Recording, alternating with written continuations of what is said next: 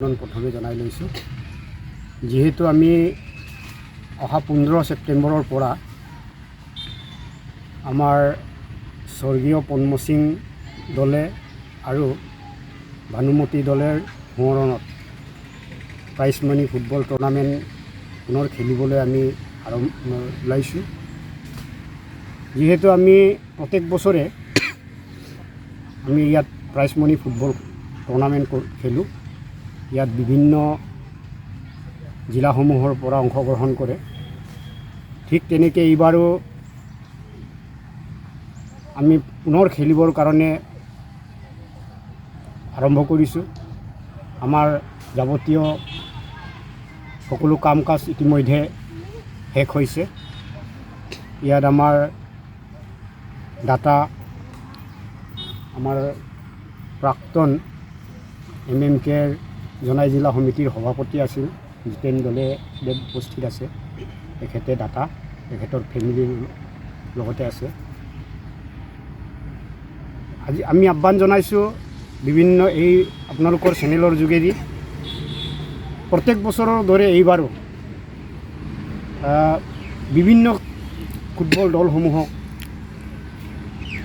এই ফিল্ডত আহি আমাৰ খেল খেলি দিবৰ কাৰণে আৰু সকলো দৰ্শক যিসকলে ফুটবল প্ৰেমী দৰ্শককো আমি আহ্বান জনাইছোঁ আমাৰ খেল উপভোগ কৰি দিবৰ কাৰণে।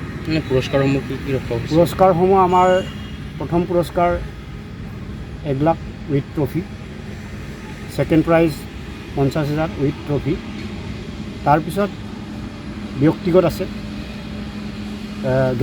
Best goalkeeper, best emerging player, best goalkeeper, high scorer with trophy. এইবোৰ আমি প্ৰাইজ দিয়াৰ ব্যৱস্থা কৰিম।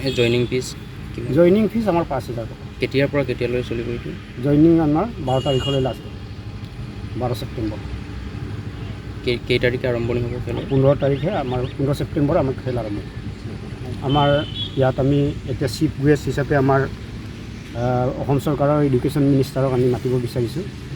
লগতে আমাৰ বিধায়ক ভুৱন পেগু ডাঙৰীয়া থাকিব আৰু যোৱা বছৰৰ আমাৰ দাতা ন্যালক আদু ফেমিলি আমি গেষ্ট অফ অনাৰ হিচাপে মাতিব বিচাৰিছোঁ। লগতে আমাৰ নিচেই ওচৰত থকা অৰুণাচলৰ বিধায়ক মহোদয়কো আমি মাতিম বুলি আমি প্ৰথমখন খেলত কোনটো দলৰ মাজত হ'ব সেইটো এতিয়ালৈকে বিবেচনা হৈছে নেকি? আমাৰ এতিয়ালৈকে বিবেচনা কৰা সেইটো 12 তাৰিখে ফাইনেল। মোৰ নাম শ্ৰী জিতেন দলে। মই জাজি গাঁৱৰ তেলাম অঞ্চলৰে মই স্থানীয় বাসিন্দাৰ। মোৰ মা দেউতাৰ নামত এই বছৰৰ খেলিবলগীয়া যিটো প্ৰাইজ মানি ট্ৰফি, এই ট্ৰফিখন মোৰ ফালৰ পৰা অনুদান হিচাপে মই দিবলৈ পাই মই নথৈ আনন্দিত হৈছোঁ।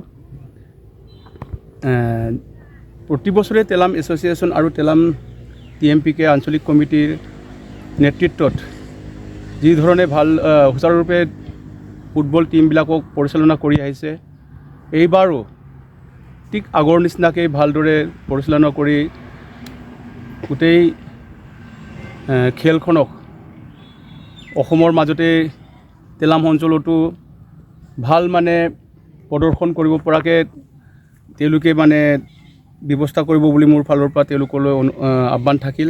তেওঁলোকে এনেদৰে তেলাম অঞ্চলত খেল প্ৰতি বছৰে কৰাৰ কাৰণে আমি মোৰ ফালৰ পৰা তেওঁলোকলৈ আন্তৰিক শুভেচ্ছা থাকিল আৰু ভৱিষ্যতেও তেনেকৈ তেওঁলোকে খেলি যাব পৰাকৈ ভগৱানে তেওঁলোকক আশীৰ্বাদ দিয়ক, তাৰে কামনা কৰিছোঁ মই।